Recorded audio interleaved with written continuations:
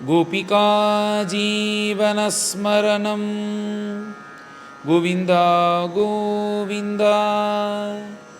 सद्गुरु विठ्ठलदास महाराज की जय। బ్రహ్మనిష్ఠులైన శుకాచార్యులు ఇలా ఈ ప్రపంచమంతా ఏముంది, భూమండలంలో ఏముంది అని వర్ణిస్తూ వస్తున్నారు. ఇక్కడ ఏమి ఆశ్చర్యం అంటే, మనకు ఈ పంచమ స్కంధంలో బ్రహ్మనిష్ఠుల యొక్క వాక్కు, దీన్ని మనం ధనికాసార్లు దీనింత పారాయణం చేసినాం మేము. కానీ ఇంత మనము స్పష్టంగా లోపలికి వెళ్ళి ఇవన్నీ ఉన్నాయని చూడలే. అది మనం వెళ్తూ ఉండేటప్పుడు కొంచెం ఎంత అవగాహన అవుతుందో అది మాత్రమే తెలుసుకున్నాము. కానీ లోపలికి వెళ్ళి ఒక్కొక్కటి చూస్తేనే ఏ విషయాలు ఉన్నాయని మనకు తెలుస్తుంది. అంత అత్యద్భుతంగా ఉంది. ఒక్కొక్క విధంగా చెప్తున్నారు బ్రహ్మనిష్ఠులు. ఇక్కడ ఒక్కొక్క విధంగా ఒక్కొక్కటి ఉంది అనేది మనకి లోపలికి వెళ్తేనే తెలుస్తుంది. అది అంత సత్యంగా ఉంది. అలాంటి ఇది బ్రహ్మనిష్ఠులు ఇప్పుడు ఈ అధ్యాయంలో చెప్పేటప్పుడు ఏమన్నారంటే, ఈ పరమ పవిత్రమైన మన గంగ ఉంది కదా, ఆ గంగ యొక్క జనకాన్ని ఈ అధ్యాయంలో వర్ణిస్తున్నారు బ్రహ్మనిష్ఠులు. ఎలాగైతే ఈ గంగా జనకం అనేది జరిగింది అంటే, మనకు సాధారణంగా అయితే మా గురుదేవులు సంప్రదాయంగా చెప్పేవాళ్ళు వామన అవతారం ఉంది కదా, ఆ సమయంలో వామనమూర్తి తన యొక్క ఎడం పాదాన్ని బ్రహ్మలోక పర్యంతం తీసుకెళ్ళాడంట. ఇలాగ తన యొక్క 3 అడుగులతో ఈ భూమిని ఇలా కొలిచేటప్పుడు తన యొక్క ఎడం పాదాన్ని నేరుగా సత్యలోకానికి తీసుకెళ్లారు. ఆ సమయంలో బ్రహ్మదేవులు తన ఇంటికి పాదం అనేది వచ్చింది అంటూ ఇలా జలంతో ఆ పాదమును కడిగేటప్పుడు, బ్రహ్మ కడిగిన పాదముగా ఉండేటప్పుడు ఆ బ్రహ్మ కడిగిన పాదము యొక్క ఎడం కాళ్ళు బొటన వేళ్ళ నుంచి కొంచెం జలం ప్రవాహం అనేది వచ్చింది. అది గంగా ప్రవాహంలాగా ఇప్పుడు మనకు ఉంది అని పెద్దలందరూ అంటున్నారు. ఇక్కడ ఏమిటంటే, బ్రహ్మనిష్ఠులు వర్ణించేటప్పుడు ఇక్కడ భగవంతుడు తన యొక్క పాదాన్ని తీసుకెళ్లేటప్పుడు ఆ బ్రహ్మలోకం పైన ఒక ఆకాశగంగ అనేది ఉందంట. ఈయన యొక్క పాదం తగిలి ఆ ఆకాశగంగ అనేది పైన సంచారం చేసే ఆకాశగంగ అలాగనే కొంచెం కింద పడిందంట. ఎలాగైతే మేఘాన్ని ఇలా దాటుకునే కదా వాన అనేది పడుతుంది నీరుగా, అలాగా ఈ ఆ పైన ఉండే ఆ మండలాన్ని చీల్చుకొని ఆకాశగంగ అనేది ప్రవహించుతూ వచ్చిందంట. ఆ ఆకాశగంగను చూసి సంతోషించి దానితో బ్రహ్మదేవులు ఆ భగవంతుని యొక్క పాదార విందాన్ని కడిగారు అని బ్రహ్మనిష్టలు ఇక్కడ ఇలా వర్ణించారు. అలాగా అలా ఆకాశగంగ అనేది ప్రవహిస్తూ అలా కిందకి వస్తుందంట. ఆ బ్రహ్మలోకం నుంచి సంచారం చేసి తర్వాత కిందకి వచ్చేటప్పుడు అక్కడ ధ్రువమండలం అనేది ఉంది. ఆ ధ్రువమండలంలో ధ్రువస్వామి ఆ భగవంతుని యొక్క చరణారవిందాన్ని సంబంధించిన ఆ జలమని ఆయన సంతోషపడి రోమాంచంతో, నా కులదేవతారవిందమైన భగవంతుని యొక్క చరణారవిందం స్పర్శపడిన జలమిది అంటూ దాని తన యొక్క శిరస్సు పైన శిరసా వహించి దాన్ని అలా పంపించారంట ధ్రువస్వామి చాలా సంతోషంతో. అలాగ ప్రవహిస్తూ వచ్చిన ఆ గంగ అనేది సంచారం చేసుకుంటూ వస్తూ సప్తఋషుల మండలం దగ్గరకు వచ్చిందంట. ఆ సప్తఋషి మండలం దగ్గరకు వస్తే వాళ్ళందరూ భగవంతుడు అంటూ ఇలాగా భగవంతుని అనవరతం ధ్యానం చేసే మహాత్ములు ఋషులు భగవంతుని సంబంధించిన ఆ నీటిని చూసిన వెంటనే వాళ్ళు కూడా సంతోషపడి ఆ నీటిలో స్నానం చేసి ఇలా గంగ వెళ్తూ ఉండేది చూస్తున్నారు. ఇలా గంగ వెళ్తూ సంచారం చేసుకొని వచ్చి చంద్రమండలం ద్వారా వచ్చి తర్వాత స్వర్గలోకంలో సంచారం చేస్తూ ఉంది.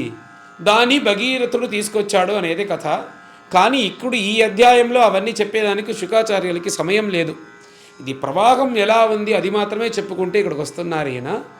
కానీ మీరు అసలు చూసినారంటే అలా స్వర్గలోకంలో సంచారం చేసే ఆకాశగంగను ఇక్కడ భగీరథుడు తన యొక్క పూర్వీకుల కోసం వాళ్ళకి సద్గతి పొందాలని ఇలా గంగ గురించి ఆయన తపస్సు చేసి గంగను స్వర్గలోకం నుంచి భూలోకాన్ని తీసుకొచ్చారు. అప్పుడు గంగ ప్రత్యక్షమయ్యి ఇలా ప్రవాహంగా వచ్చే నన్ను భూలోకంలో ఇలా నన్ను కూడా మోయే వాళ్ళు ఎవరైనా ఉన్నారా, నేను వచ్చే ఆ ప్రవాహంతో భూమిని తీసుకెళ్ళిపోతే అని అడిగిన వెంటనే భగీరథుడు పరమేశ్వరుడు దగ్గర ప్రార్థన చేశారు. పరమేశ్వరుడు నేను చూసుకుంటాననేసినారు. ఆ గంగకి కోపమంట, నేను పరమేశ్వరుణ్ణి చేర్చి కిందకి తీసుకెళ్ళిపోతాను అంటూ ఇలా ప్రవాహంగా వచ్చిన గంగ ఏం చేసిందంటే పరమేశ్వరుడు తన యొక్క జుట్టుని ఇలా అన్నారు. ఆ పరమేశ్వరుని యొక్క జడ మధ్యలో గంగ అనేది తగులుకునిందంట. తగులుకొని ఇలా దాంట్లోనే సంచారం చేస్తుంది, బయటకు వచ్చేదానికి వీలు అవ్వటమే లేదు. అప్పుడు మళ్ళీ పరమేశ్వరుడు గురించి స్తోత్రం చేసి పరమేశ్వరుడు అడిగిన వెంటనే పరమేశ్వరుడు ఇలా తన జటాభారాన్ని కొంచెం ఇలా తీసివేసినప్పుడు 4 విధములుగా ఆ నీరు అనేది ప్రవహించి వెళ్ళింది అనేది కథ. ఇక్కడ భగీరథి గురించి చెప్పలేదు, అదంతా వెనకాల చెప్తారు బ్రహ్మనిష్ఠులు. ఇలాగా సీత, చక్షు, భద్ర, అలకనంద అంటూ 4 విధమైన నదులుగా ఇది ప్రవహిస్తుంది అని చెప్పి, ఈ సీత అనే నది అక్కడ గంధమాదనం అనే పర్వతంలో ఇలా సంచారం చేసుకుంటూ పెద్ద పెద్ద కొండలన్నీ దాటుకొని భద్రాశ్వరుషం అనే దేశాన్ని ఇలా వస్తూ ఇక్కడ తూర్పు దిక్కునుండ సముద్రానికి వచ్చి చేరుకుంటుంది అని చెప్పారు. తర్వాత చక్షుష్ అని ఒక నదిగా ప్రవహిస్తుంది, ఆ ప్రవాహం అన్నారు కదా. ఆ చక్షుస్సు మాల్యవాన్ అనే ఆ పర్వతాన్ మధ్యలో అంతా సంచారం చేసి అలా పైన వచ్చి కేతుమాలం అనే ఒక దేశం, ఆ వర్షంకి వచ్చి అక్కడి నుంచి నేరుగా వెళ్ళి పడమట దిక్కున ఉండే ఆ సముద్రాన్ని వెళ్ళి చేరుకునిందంట. తర్వాత సీత, అలకనంద, చక్షుకు, భద్ర.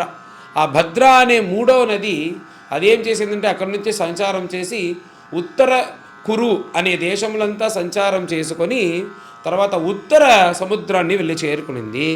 దీని తర్వాత ముఖ్యమైన నది ఏమిటంటే ఈ 4 నదిలోనూ ముఖ్యమైనది అలకనంద. అలా అలకనంద అక్కడి నుంచి బయలుదేరి సూక్ష్మంగానే ఆ స్వర్గలోక పర్యంతం సంచారం చేస్తూ వస్తుందంట గంగాదేవి.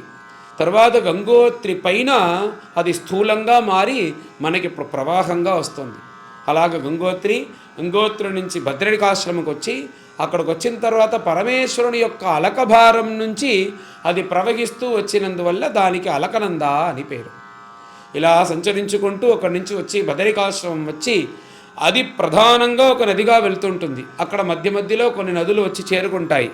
అది వచ్చి చేరిన తర్వాత ఆ నది దానికి ముందు వరకు ఆ పేరు ఉంటుంది.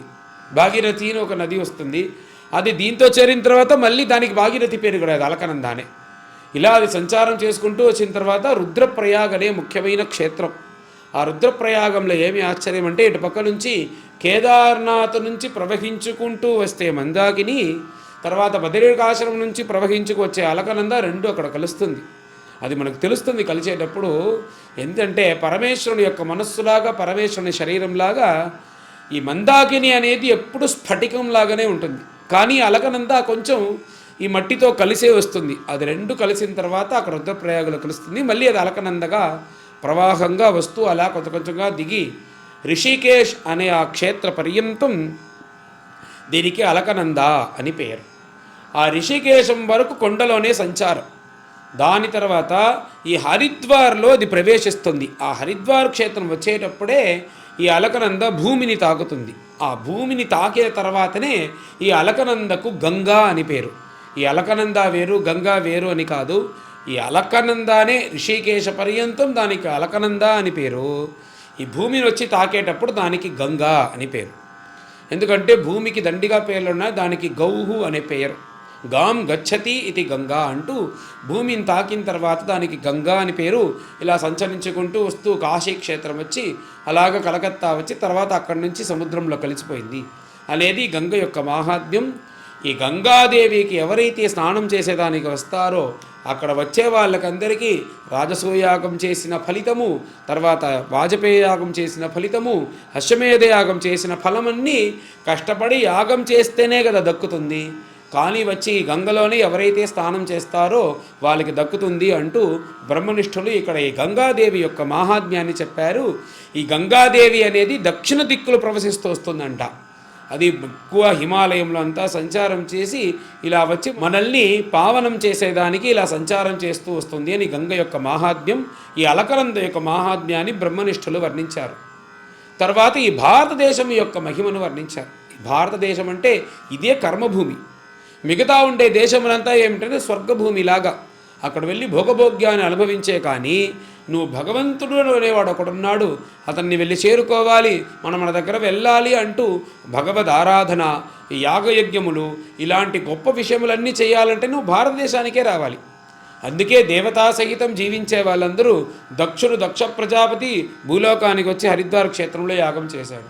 మహాబలి అసురకుల శ్రేష్ఠుడైన మహాబలి అతను యాగం చేయాలనుకున్నప్పుడు మన యొక్క నర్మదా నది తీరంలో గుజరాత్లో వచ్చి ఆయన యాగం చేశారు. ఇలాగా యాగం చెయ్యాలి అంటే వాళ్ళు భూలోకానికే, అది భారతదేశానికే రావాలి. ఎందుకంటే మన భారతదేశం కర్మభూమి, మిగతా భూమి అంతా స్వర్గభూమితో సమానం.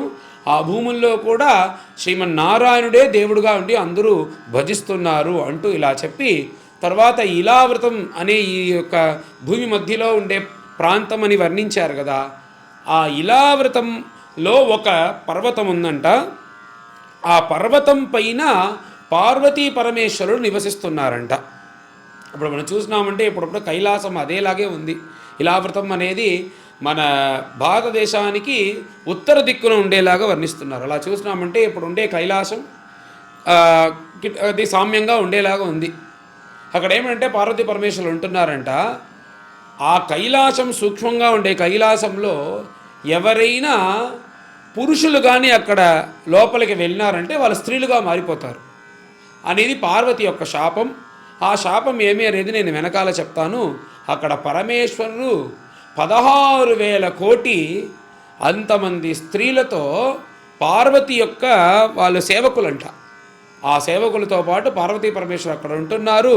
పరమేశ్వరుడు కళ్ళు మూసుకొని అనవరతము ధ్యానం చేస్తున్నారు. అక్కడ ఏ ప్రభువుని ధ్యానం చేస్తున్నారంటే, ఏ ప్రభువు ఈ జగత్తుని సృష్టి చేసి అవ్యక్తం, మహత్, అహంకారం అంటూ 3 తత్వములు సృష్టి చేసి ఆ 3 తత్వంలో ముఖ్యమైన తత్వం అనే మాయాతత్వంతో మహత్, ఈ జగత్తుకే ఆధారంగా ఉండే మహత్తుని సృష్టించి ఆ మహత్తు తర్వాత అహంకారతత్వం, దాంట్లో నుంచి పంచభూతములు, పంచతన్మాత్రములు, తర్వాత పంచ జ్ఞానేంద్రియములు, పంచ ఇంద్రియములు, కర్మేంద్రియములు వీటన్నిటిని సృష్టించి అంతర్యామిగా ఉంటూ ఏ ప్రభువు అయితే జగత్తుని సృష్టిస్తున్నాడో బ్రహ్మదేవుడి మూల్యంగా, ఏ ప్రభువు అయితే మహావిష్ణు మూల్యంగా ఈ జగత్తుని కాపాడుతున్నాడో, ఏ ప్రభువు అయితే పరమేశ్వరుడు రుద్రరూపంగా ఉంటూ ఈ జగత్తుని ఇలా సంహరిస్తున్నారో అలాంటి మూర్తి అయిన సంకర్షణుణ్ణి పరమేశ్వరుడు అక్కడ అనవరతం గురించి ధ్యానం చేస్తున్నారు అంటూ ఆ సంకర్షణ మూర్తిని గురించి భజిస్తూ పరమేశ్వరుడు ఏ ఒక రిక్కుతో, ఏ మంత్రంతో ధ్యానం చేస్తున్నారు అనే అవంతా చెప్పి ఇలా పరమేశ్వరుడు ఇక్కడ ధ్యానం చేస్తున్నారు అంటూ ఈ అధ్యాయాన్ని పూర్తి చేశారు. పైన అందరం కలిసి పారాయణం చేస్తాం. అథ సప్తదశోऽధ్యాయః. శ్రీశుక ఉవాచ. తత్ర భగవతః సాక్షాత్ యజ్ఞలింగస్య విష్ణోర్విక్రమతః వామపాదాంగుష్ఠ నఖ నిర్భిన్న ఊర్ధ్వాండకటాహ వివరేనాంతః ప్రవిష్టా యా బాహ్యజలధారా తచ్చరణపంకజావనేజన అరుణకించల్కోపరంజిత అఖిలజగత్ అఘమలాపః ఉపస్పర్శనామలా సాక్షాత్ భగవత్పదేత్యనుపలక్షితవచః అభిధీయమాన అతిమహతా కాలేన యుగసహస్రోపలక్షణేన దివః మూర్ధని అవతతార యత్తత్ విష్ణుపదం ఆహుః. యత్ర హవావవీరో రతః ఔత్తానపాదిః పరమభాగవతః అస్మత్కులదేవతా చరణారవిందోదకమితి యామనుసవనం ఉత్కృష్యమాన భగవద్భక్తియోగేన దృఢం క్లిద్యమాన అంతర్హృదయే ఔత్కంఠ్య వివిశామీలితలోచన యుగలకుంమల విగలిత అమలబాష్పకలయా అభివ్యజ్యమాన రోమపులకకులకః అధునాపి పరమాదరేణ శిరసా బిభర్తి ततः सप्तर्षयः तत्प्रभावाभिज्ञाः यां ननु तपस आत्यन्तिकी सिद्धिः एतावती भगवती सर्वात्मनि वासुदेवे अनुपरत भक्तियोगलाभेनैव उपेक्षितानि अर्थात्मगतयः मुक्तिमिवागतां मुमुक्षव इव स बहुमानम् अद्यापि जटाजूटैः उद्वहन्ति ततः अनेकसहस्रकोटि विमानानीक संकुलदेवयानेन अवतरन्ति इन्दुमण्डलमावार्य ब्रह्मसदने निपतति तत्र चतुर्धा भिद्यमाना चतुर्भिः नामभिः चतुर्दिशम् अभिस्पन्दन्ति नदनदीपतिमेव अभिनिविशति सीता अलकनन्दा चक्षुः भद्रायिति सीता तु ब्रह्मसदनात् केसराचलादि गिरिशिखरेभ्यः अधोदः प्रस्रवन्ती गन्धमादनमूर्धसु पतित्वा अन्तरेण भद्राश्ववर्षं प्राच्यां दिशि क्षारसमुद्रम् अभिप्रविशति एवं माल्यवत् शिखरात् निष्पतन्ति ततो अनुपरतवेगा केतुमालमभिचक्षुः प्रतीच्यां दिशि सरित्पतिं प्रविशति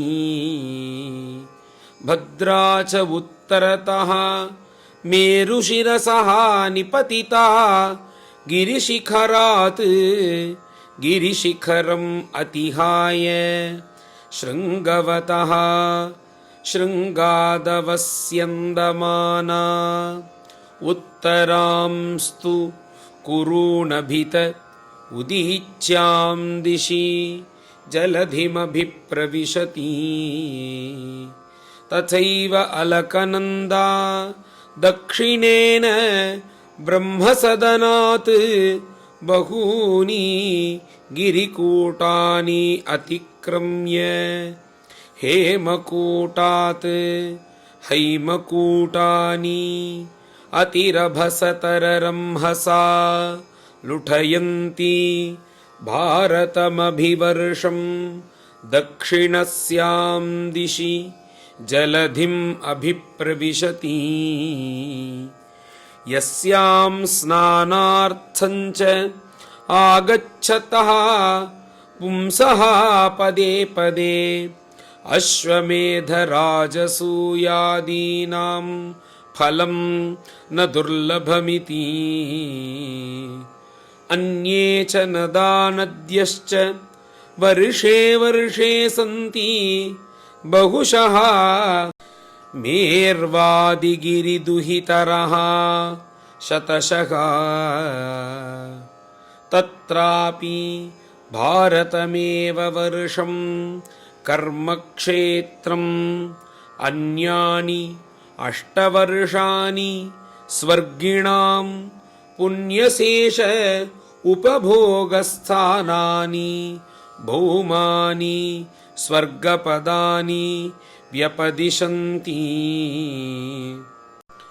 येष पुरुषाणाम् अयुतपुरुषायुर्वर्षाणां देवकल्पानां नागायुतप्राणानां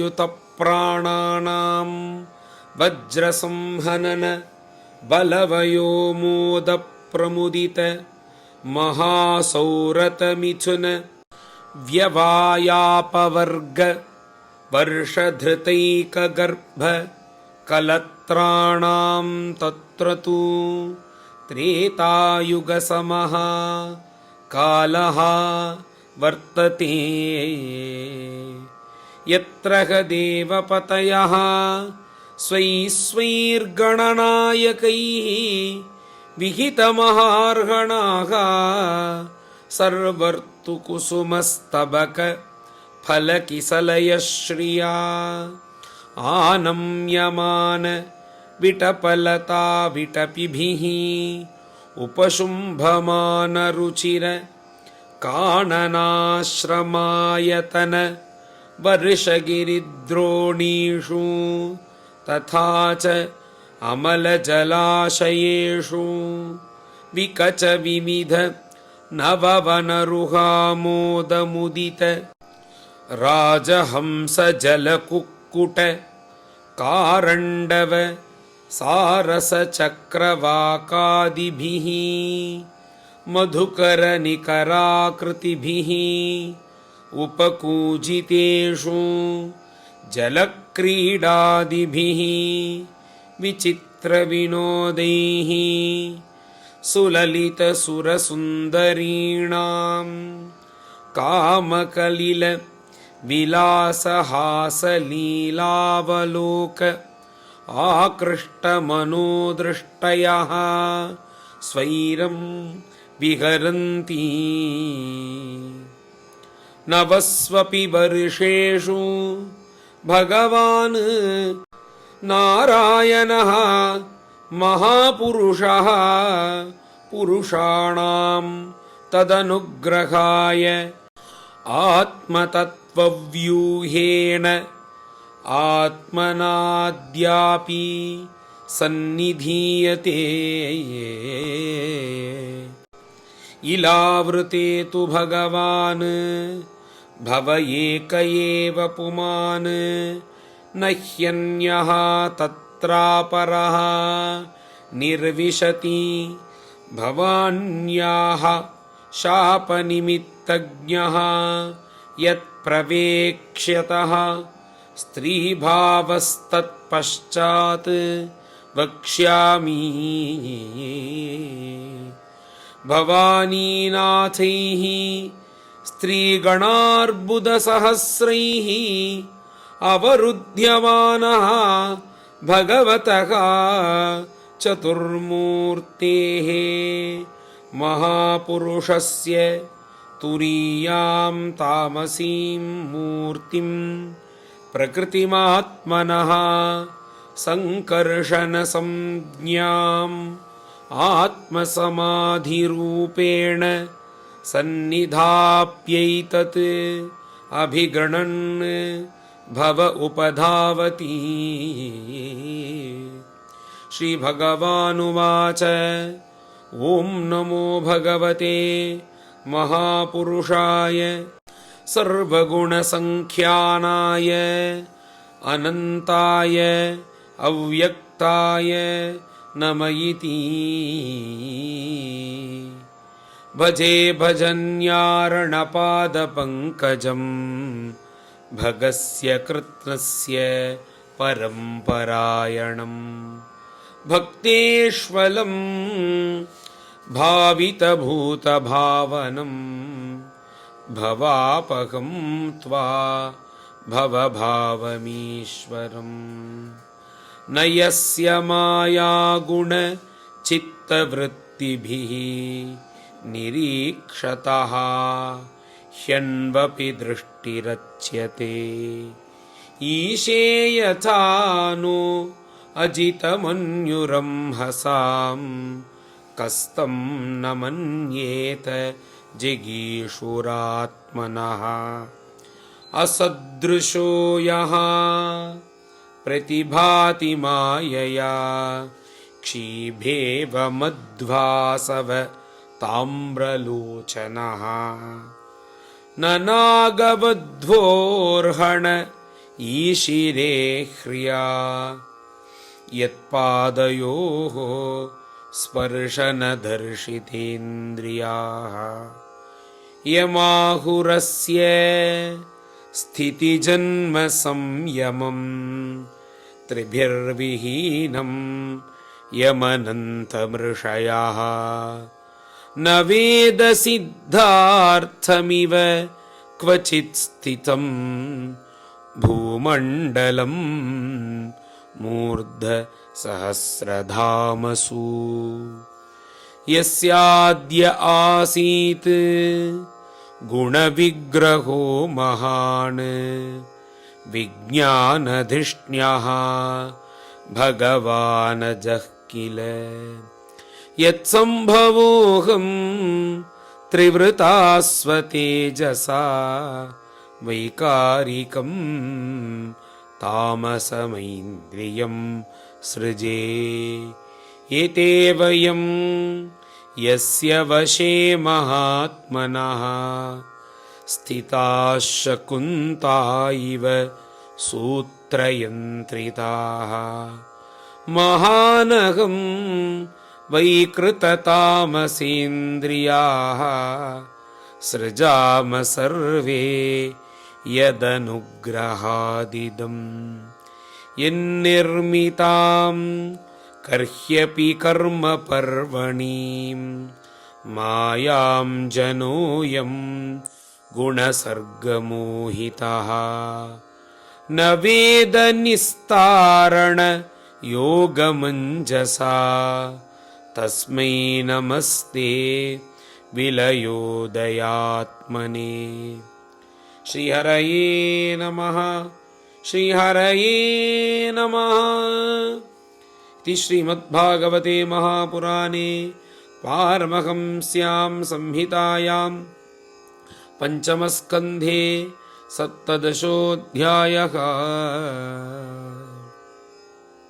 गोपिका जीवनस्मरणं गोविन्द गोविन्द। सद्गुरु विठ्ठलदास महाराज की जय।